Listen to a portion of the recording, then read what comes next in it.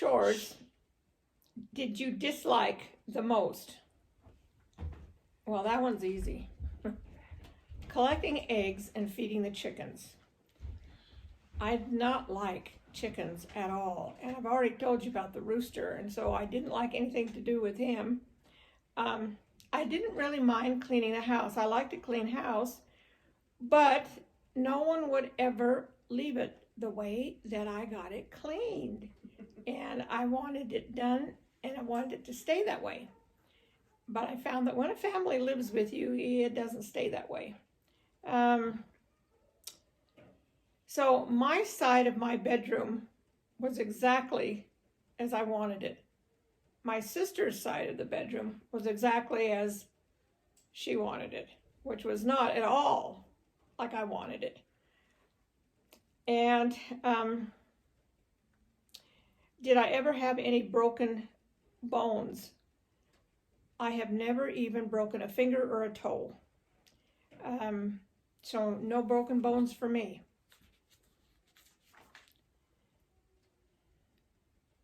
Did I ever have stitches? Yes. Twice that I can remember getting injured and had to get stitches. One, when I was 3 years old, I was carrying a glass down the front cement stairs of our house, and I fell, and the glass broke, and I came down on it like this with this hand, and there's still the stitches right there, stitch marks, and I nearly cut this finger off. And so my mother called the doctor, and he said to bring me to his house. So she ran me over there. I don't remember falling, but I do remember being at the doctor's house. And he laid me on a pillow on the dining room table, and his wife helped hold me down while the doctor stitched up my finger so it didn't fall off. And my mother, I can remember watching her out the dining room windows because they went all the way around the dining room. And I watched her walking outside, turn around and walk back because she was so nervous about me getting stitched up. But they sent her outside because with her in there with me, I would just scream and reach for her. So they had to send her outside. How old were you? I was 3. Do you have any other good stories about being injured? Yes, Lois and I were upstairs sitting on Lois's bed, and we were cutting out paper dolls, so we had scissors in our hands. And our little brother, Laval, came in, and he had a sheet over his head, and he was pretending to scare us. So we acted scared, and we jumped all around on the bed and screamed because he was younger and he was scaring us with his sheet over his head. But the bad thing is that the scissors that I was using when we jumped on the bed, they flew up in the air and they came down right into my thigh. And I had to pull them out. And I still have the teardrop shaped scar on my thigh from where those scissors went in, because scissors are thick at one end and then they get thinner. And I still have that scar. I didn't have to have stitches. In fact, they said that it would be better if it just was left open and healed on its own. So it did. And I think that was the only one that I can think of. Then it's asked what illnesses, childhood illnesses did I have? Lois and I got the chicken pox at the same time. And we got to sleep on the sofa in the living room and put cream all over each other to keep them from itching. But they itched so bad. I can remember crying because they were itching so bad. And then later, about a year later, maybe 2, I got the mumps where you swell up here, and my face was so swollen and it was huge, and I was so sick that I couldn't eat and I couldn't sleep. I do remember that. Let's see. I think those were the only illnesses that I can think of having. Okay, they want to know if I had a best friend. my best friend was Virginia Jeffries, and my second best friend was her sister Margaret Ann Jeffries. And then when I was older, high school age, my best friend was Bev Anderson, and her father was our stake president, and she was a dancer. And I would go and watch her dance all the time, but I was never very good at any those kind of things. I don't think I was born with a whole lot of rhythm.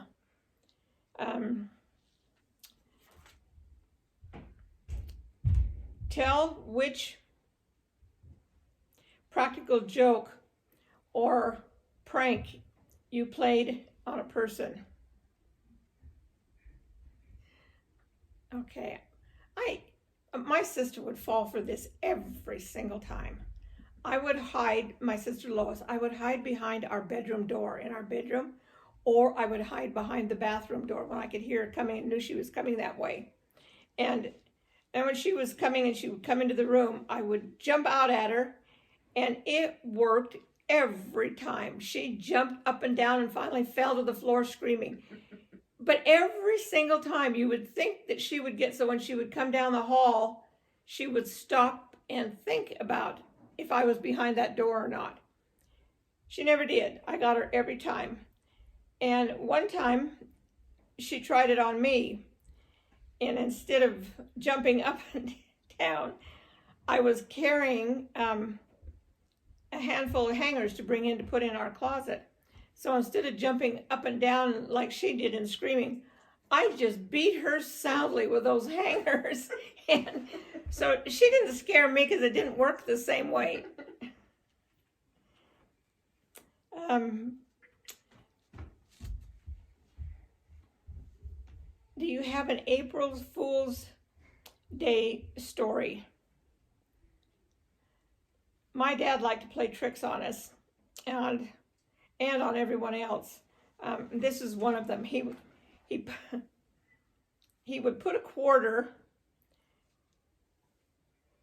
on your forehead, and he put a funnel down in your pants. You know what a funnel is? Mm-hmm. Okay, he would put a quarter here, and what we were supposed to do, I remember when we played this, it only works once. We were supposed to bend our head back, and then the quarter on our forehead, we were supposed to bend down and have it fall in the funnel. We were supposed to try to move our head so it would fall off of our head and into the funnel.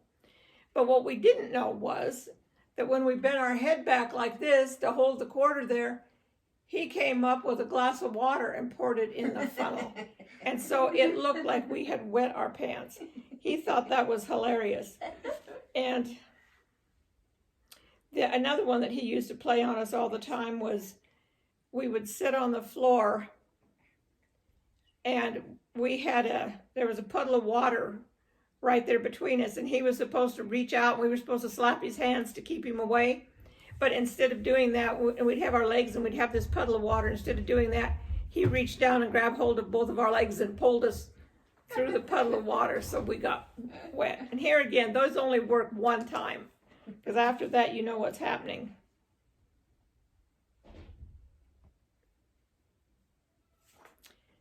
Next one is tell about a practical joke or a prank that was played on you.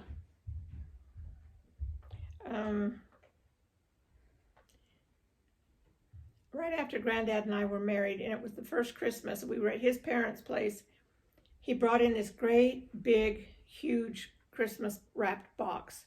And I thought, whoa, that is a really big present. And I unwrapped it, there was another box. I unwrapped it, there was another box. I unwrapped it, there was another box, until we got down to a box about this size that had a necklace in it for me. But this was a big box when we started out. He and his family thought it was hilarious. I didn't think it was funny at all. So yeah, that was a practical joke that he played. As a child, what did you want to be when you grew up? I wanted to be a mother. That's the only thing I can remember. I had baby dolls, and I played with them all the time. I believe that my dolls came alive at night when I was asleep. And I was always amazed the next morning that they could get themselves right back into the same position that they were in before I went to bed. And then the next thing I thought that I would like to do, besides being a mother, was to be an interior decorator where you go and decorate people's homes. I always thought I might have liked to do that, and I think I would have done it more as a hobby than as work, though. Did you ever make a kite? How? Tell about your kite flying experiences. At the beginning, we never bought kites from the store. We made them out of butcher paper or out of newspaper, and the sticks were just sticks we got, as straight a stick as we could get from off the trees and as skinny around. And sometimes we painted pictures on our kites with paint or markers, and we used just regular string for the tail. And then as we got a little more experienced, we even cut up old sheets and stapled those to these sticks that we made. And then we tied pieces of the sheet to make the tail with the well, I don't know what you call them, the pieces of the material on there. And in Washington, we didn't get as much wind. I think if you guys were to do that here in Montana, you and the kite both would take off flying. But in Washington, we got most of the wind, if we were going to get any, was in the month of March, and that's when we had to fly our kites. Did you ever feel, sorry, I can't see that. Did you ever feel hatred for another person? Explain. Oh, yeah, there are people I felt that way about. This one that we talk about here is, there was a boy in high school. I can tell you exactly what he looked like. I have a hard time remembering his name. He was kind of on the chunky side, but he was very tall and he had really blonde hair. And he was mean. And he was always trying to upset me. He would think of ways and to say things to me, and I thought he would walk by and say something really rude, or he would knock my books out of my hand as he walked by, and I'd have to stop and pick them up. And after I got older, this was in high school, but when I got in college age, that old, I got thinking about it, and I thought, I think he liked me. But he didn't know as a freshman in high school how to act, so he did these stupid things to get my attention. Well, he got my attention. I hated him. But then after I got thinking about it, I thought, well, actually, this is, of course, a few years later, I felt sorry for him, because I thought he must not be very happy with himself. So he had to pick on other people in order to make him feel better about himself. And so I guess I forgave him.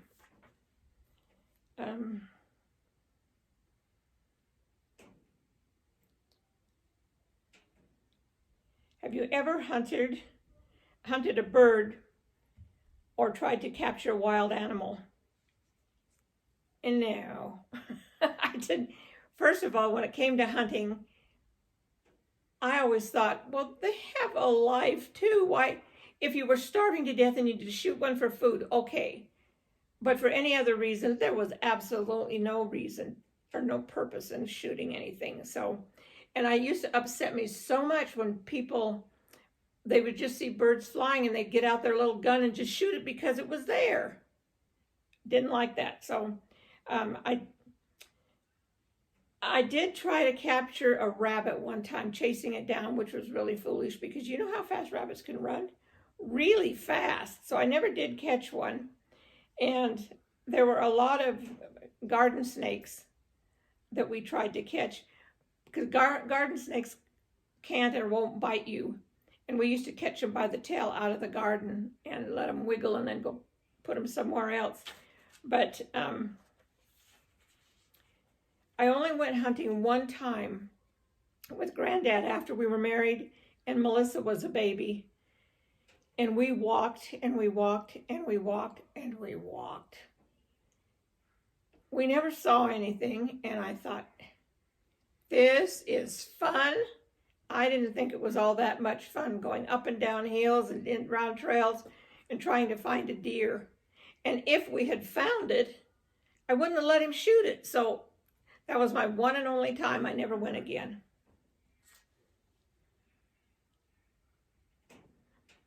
Did you even try to adopt a wild animal? Baby birds. There were numerous times when the birds had fallen out of the nest and they couldn't get back in, and of course the mothers couldn't pick them up and put them back in there. So they would try to feed them on while they were on the ground every now and again, and finally they just kind of gave up and left them. And we would get them then. If we couldn't put them back in their nest, then we tried to bring them in the house and keep them alive, but none of them ever made it. But we did catch a lot of frogs and lizards, and they didn't last very long either. But we had a lot of frogs because in Washington there's a lot of ponds and lakes, and so we had a lot of frogs around to catch.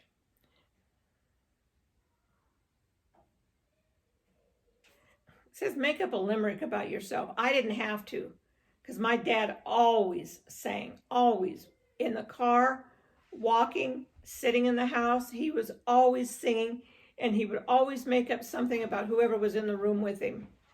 And he was, the one that he did for me that I can remember, there were a lot of them, but I only remember this one.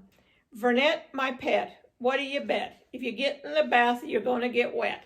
And he would sing those kind of things over and over again. And there were a lot more to it than that.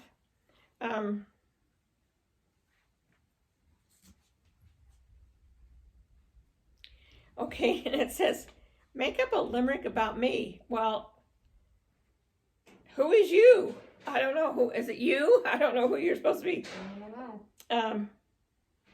And there was I think this was, it says here that I wrote this in the book in Grandma Simkins.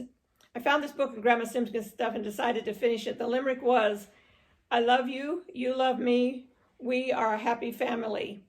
And it said that it was borrowed from two places. One was at the church, it was a primary song, and the other was that Barney, I think on the show, Barney sang it.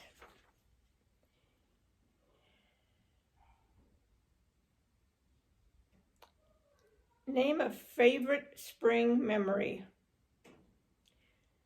Out in front of our house, we had what they were called rhododendron bushes, and they were covered with flowers. And this was in Washington, and they would bud out, and then we would watch them slowly as they would open. It took several days, and then they would be a big pink flower, and the bush would be covered with them. And we used to pull the flowers then and run thread through them on a needle and put them around our necks like a lei, and we had these big flowers. And another thing that I remembered that we used to do in the spring, I've already mentioned about the lawnmower that was just the blades that went around that you had to be careful of because they could cut you.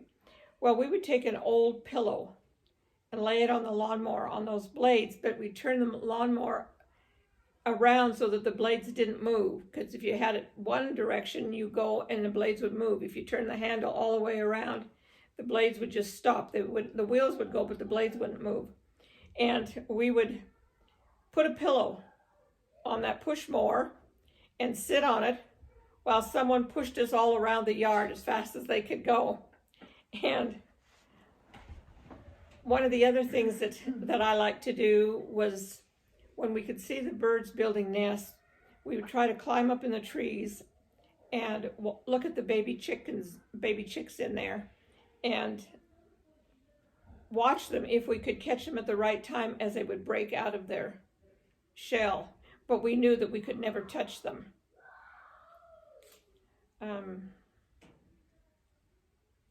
Did your mom or dad ever find something you had hidden?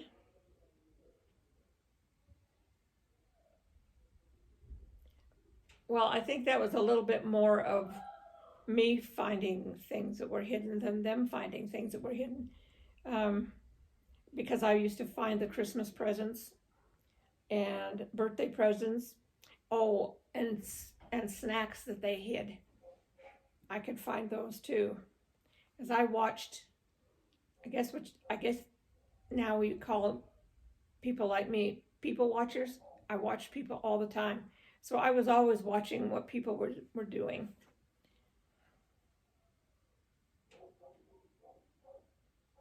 Is there a memory of going to church when you were growing up? We went to church off and on. Sometimes we would be at church for Mother's Day, and then we might not go again for months. I remember giving a talk and being really nervous and really scared about it because I didn't go to church often enough to become comfortable with the people there or giving talks. And then when I got a little bit older, I started going to church every Sunday. I guess I was more like 13 or 14, and I would go with a neighbor that would go. So my brother and I would both go, and we would go to church every Sunday. We would go to primary on Wednesday after school, and we would go to, when I got older, we had Relief Society Tuesday afternoons. But my parents were a hit and miss kind of churchgoers. Only if, in fact, I don't even know what made them decide to go to church some Sundays and other Sundays not.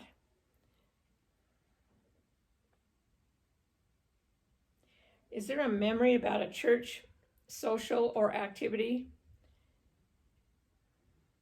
We had a lot of socials. We still have a lot of socials in church. There were picnics, there were ice cream socials, there were ball games.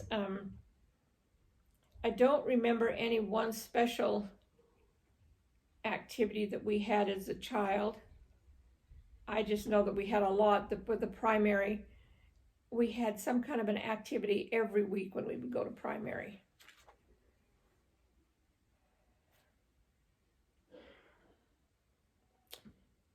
Please share your special holiday memories and traditions. The one that they're asking about here is tell about Easter egg hunts.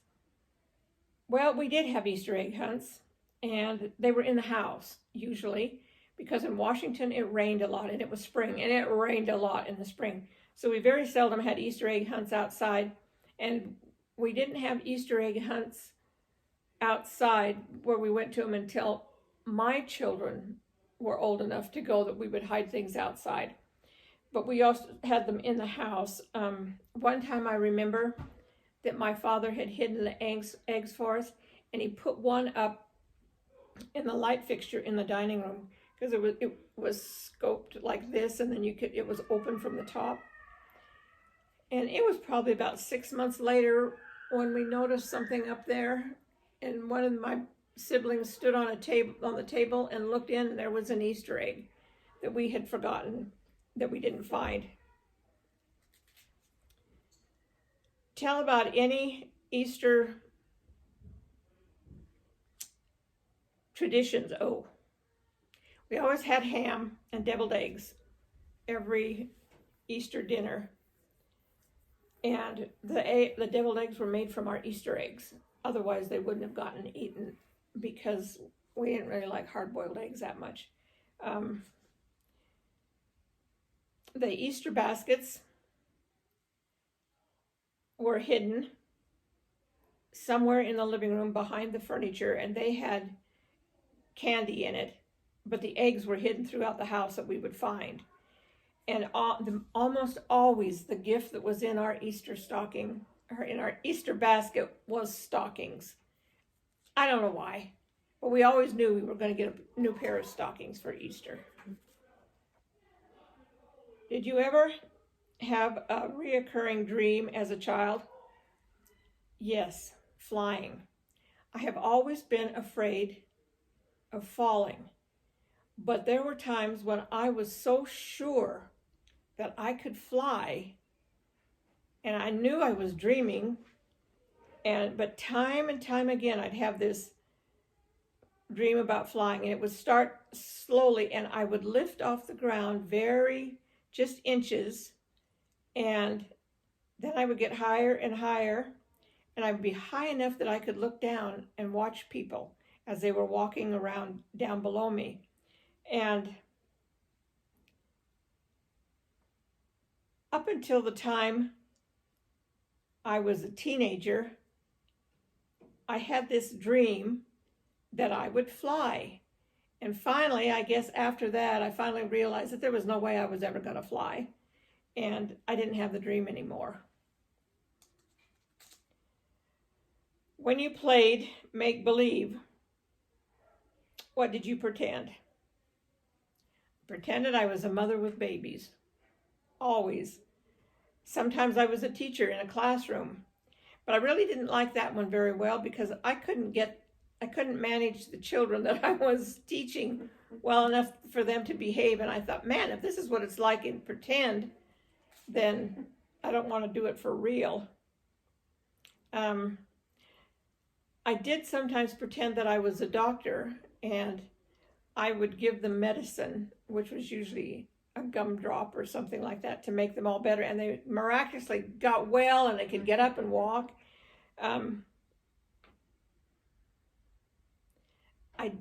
I would pretend always to be what I was pretending to be a person. I never pretended to be an animal. And I had friends who would pretend to be a horse and run around and act like a horse. I never pretended to be an animal. So, tell about the best birthday present you ever received. I got a doll for Christmas one year, and she had hair, but it was that flat matted kind of hair that you can't comb, and it was stapled on. And I really wanted a doll. They were just coming out with dolls that had hair that you could comb.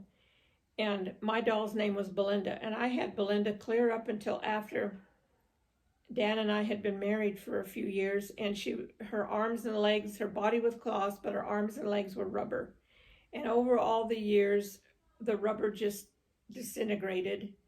And she had a hard head. It wasn't rubber, it was a hard something. But I always wanted her to have hair that I could comb.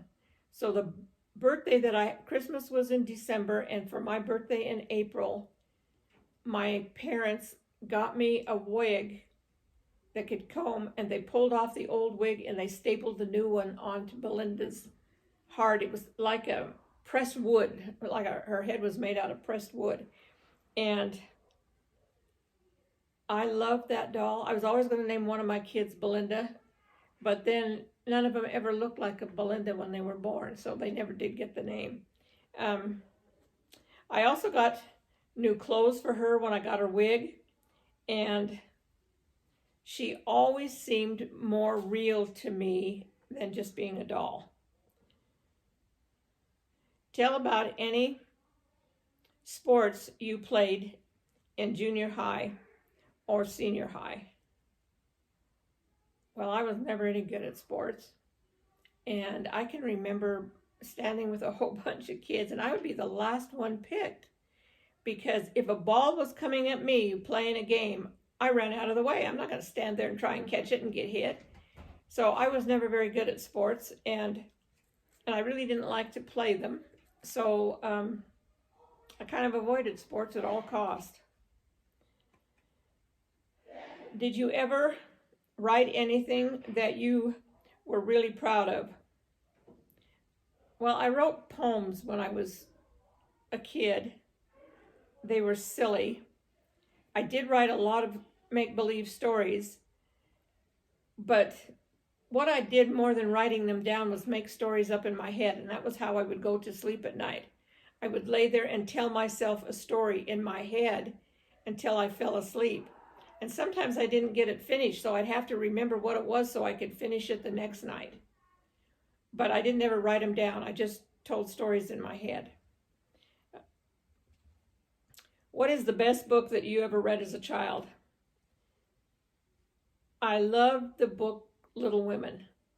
And there was several of them, because there was Little Women, and then there was Little Men, which is one of the characters in Little Women grew up and had children of her own, but had a school for boys, so we had Little Men. And I liked all of the Anne of Green Gable books, and I read all of those. And I liked the Five Little Peppers were their name, and they were 5 children that lived in a family, and they were called the Five Little Peppers. Her last name was Pepper. And I read those books. These are books when I was a child. And then as I got older, they were was it Nancy Drew? That's the one where she was the solved crimes and things. Yes, okay, so I like those books. What is the biggest physical problem you had to deal with? I couldn't run fast. I couldn't throw a ball straight. I didn't like sports, and I was afraid of falling. So those were all physical things that were hard for me. Did you have any superstitions? No, like walking under ladder, black cats, none of that ever bothered me. But I knew every night that there was something under my bed. And I would always kneel down and say my prayers. And I thought something was going to reach and grab me when I was kneeling in front of the bed. So I would get down and I would check under the bed every night just to make sure that there wasn't anything under my bed. Why I thought there was, I don't know. And for a while there, we used to play these games where you step on a crack, you break your mother's back. So we would walk and jump over all the cracks. And it wasn't just me, all the kids were doing it, just jumping over cracks.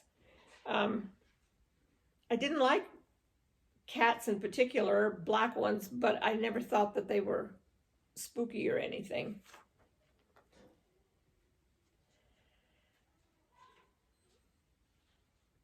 Where was my best hide and go seek places? Mostly I hid behind my bedroom door and I jumped out at my sister. Sometimes I would hide in my parents' closet, but my mother kept too many things and her closet would be stacked. It would be hard to get back in there to hide. Tell about the first time you were ever behind the wheel of a car. Well, when I was very small, I remember sitting on my father's lap and hanging onto the steering wheel. He'd let me drive. He was doing all the foot pedals and the shifting. I was just holding onto the steering wheel, and he would reach up and grab it lightly to keep it going in the right direction. But I thought that I was actually driving. I can remember thinking that I was driving this car. And when I was learning to drive, and my dad was teaching me, we didn't have driver's ed or anything then. And I backed out of our driveway. My dad said, okay, you got to do this. And I was backing out of my driveway, and he says, you're going to have to give it a little bit more gas. Well, I didn't know how much gas was enough gas, and so I stepped down on the pedal. We went out the driveway, across the road, through the ditch, through the fence, and into the neighbor's field. And all the while, I was hanging on to the steering wheel, and my dad could sometimes be short-tempered, and I thought, oh, he is going to kill me. And it was the funniest thing, because he said, when the car stopped doing this, when it got into the field and was sitting there rocking back and forth before it finally, because I slammed on the brake then and stopped it, he said, when we get through with this driver's lesson, you are going to come back and help me put this fence back up. Okay? And he pulled it out of the field and back out onto the road, and I finished my driver's lesson. Did you ever take anything that wasn't yours? Yes. Do all kids do that? Don't do that. I never took anything from a store. And I don't remember ever taking anything that was very big. I took some money to school to pay for something that we had to have for school that my mother gave me the money. But there was a little store right across the street from the school. And I went into the store and I used that money and bought me candy. And so then when it came time to give the money to my teacher, I didn't have it. So that money wasn't mine. So I told the teacher that I had wrapped it in this piece of paper and put it in my desk. And here is the piece of paper, but the money was gone. Now I knew that nobody took that money because I had spent it at the little store. Well, then my mother came up to the school to talk to the teacher about somebody taking this money when I had brought it to school to pay for books or something, and it wasn't there. Well, I finally had to confess that I spent the money. Never again did I ever take anything that wasn't mine. I was so paranoid that I couldn't even take a grape at the store when we'd go shopping and eat it without paying for it. So I don't remember ever taking anything else in my life that I can remember of. It was a really good lesson. What did you do with it, and did you get caught? Okay, yeah, I got caught. We already discussed that one, so.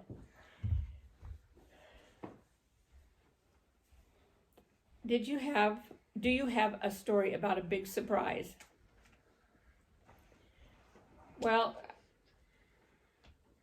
I told you that I got this doll for Christmas. I'm gonna go a few more minutes and then, okay. I got this doll for Christmas and I got the wig and that was the biggest surprise. And the only other surprise that I remember getting was I got a fluffy white hat to wear out in the snow, and it had wings out here. But everybody was wearing them, and it was a white hat that you put on, and it had these little wings. I was so thrilled to have that and to wear it to school. And I remember wearing it to school on a day that it was kind of cold, and it wasn't cold enough to have a hat on with wings, but I wore it anyway. And my friends were going, oh, I wish I had one of those. And you know what? It was really kind of ugly. So,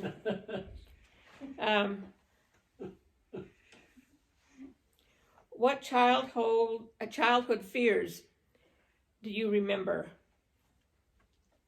I had a lot of fears. I was a kid that was afraid of a lot of things.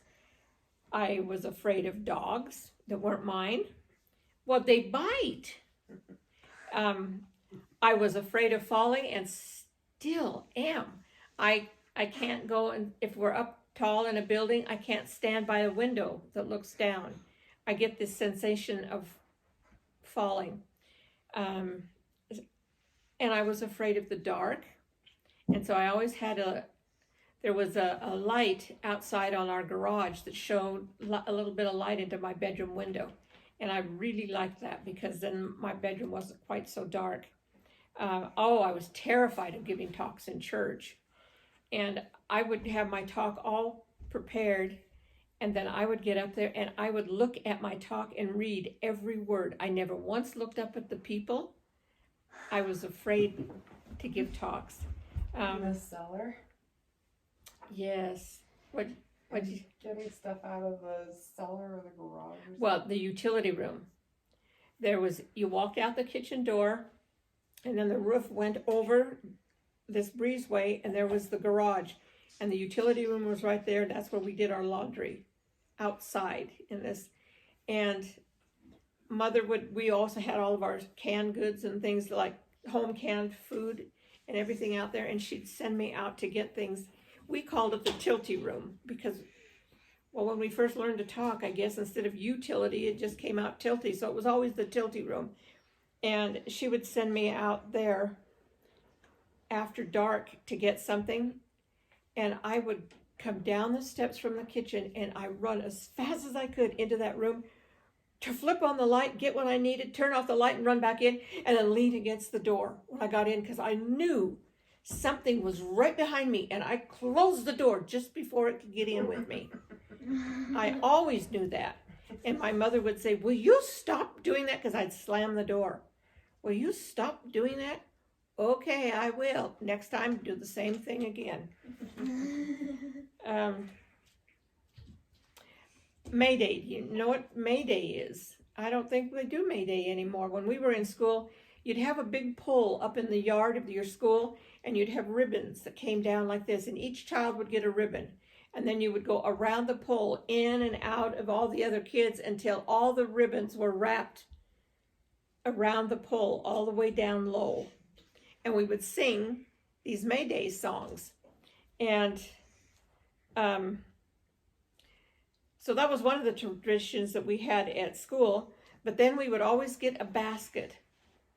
And then we could go out into the yard with our basket and pick flowers and put them in the basket. And they were called May Day baskets. And we would pick the flowers and we could bring them in. Usually you were supposed to take them to a neighbor's house and give them the flowers out of your basket so that they could put them in a vase or something. And everybody would say, oh, thank you. So we would get flowers from some of the other people, and we would take flowers to people. And then I would make mud pies. You know what a mud pie is?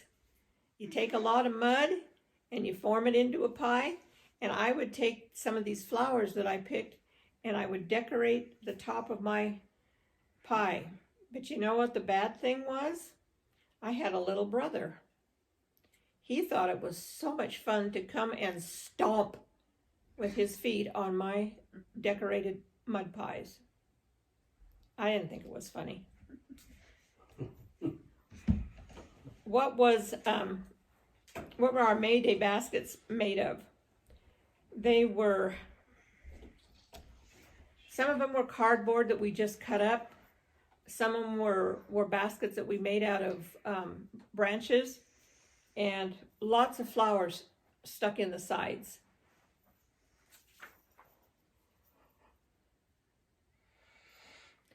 How much do you remember paying for an ice cream cone when you were a kid? I remember spending about 25 cents for an ice cream cone, and that was a lot of money. I had to work hard to get that much money from my parents to go when we would go grocery shopping to get an ice cream. I don't know what they are now. I think is it about $2 a cone? Something like that. Yeah. You can find cheaper. You can find 25-cent cones some places. Okay, did you have a bee house? Did I have a bee house? We didn't have any bee houses, but we did have houses that we made out of willow trees that we would just keep pushing them in and around each other until we got something built. And we climbed up into the trees to get these branches. But here again, remember, I was terrified of falling. So I would get up in the tree, and my brother would get so upset with me because he would talk me up there, or else he would help me get up into the tree. Then I would look down. Couldn't come out of that tree. I'd be there today. And so then they'd go, Mom, she's done it again. She's in the tree and she can't get down. So my mother would come out and put her hands up like this, and I would put my feet on her hands, because I couldn't, if I didn't look down and see the ground, all I could see was her hands. I'd put my feet on her hands, and then I could slowly come down out of the tree, because I was afraid of falling. Still am. So, were you ever bitten by a dog? I was nipped but never bitten where I had to have anything done about it. Not bad enough to go see a doctor or that it really drew a lot of blood. Now, I did have a cat bite me, and I had to go see a doctor because the cat bit me right here, and then an infection went up my arm from the cat bite. And so then I had to go and get shots of an antibiotic to stop the infection from climbing all the way up my arm. That might be one of the reasons why I don't really like cats. But my mother always had cats around, and I hated having cats in the house. My mother had a cat, and it was forever on the kitchen counters. And she would leave the butter in the center. She had a round tray that moved in a circle in the center of the table, and the salt and pepper, the sugar, and the butter all stayed on that. And then you would, as you sat at the table, you could spin it around and get whichever one you wanted, and you had to put it back. But that darn cat would get up on the table and lick the butter. Ugh. So we never had a cat in the house. We only had the cats out in the barn.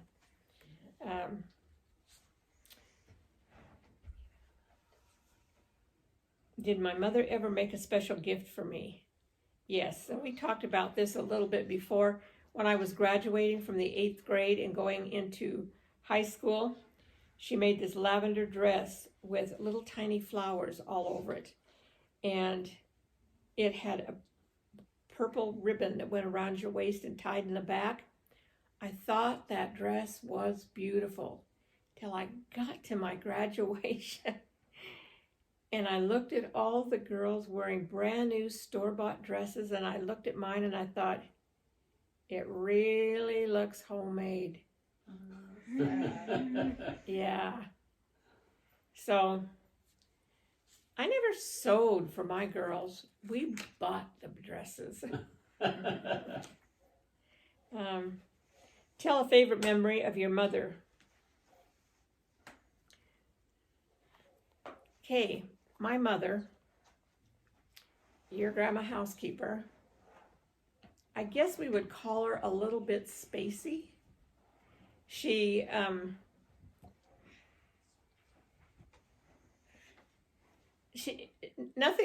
didn't care for anything that was a little too complicated. She mixed up words a lot. Like she would tell people that she's, oh, he works for this destruction company, when she meant construction company. And she would always push the reject button instead of the eject button. When something was going to come out, she pushed the reject button. And she was happy with very little, and it didn't matter. She was a pleasant person. She didn't get mad very often, and she lived a kind of simple life. She was good to her friends, and the friends all loved her. And she had a lot of friends, and they used to come over sometimes every day. When I would come home from school, she'd have 2 or 3 friends sitting around the dining room table, and they would all be drinking coffee and visiting, and they would just come to visit. She always had a lot of friends, and she really trusted my father and that he would take care of her. She never worried that he might do anything really bad or wrong.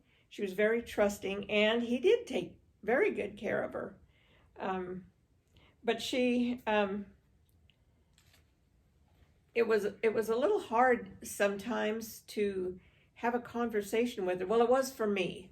My brothers and sisters said they didn't see it the same way that I did. It was hard to have a conversation with her because you couldn't go into too much depth with anything because it was above her. She would be out of her comfort zone. How do you have any good advice that your mother gave you?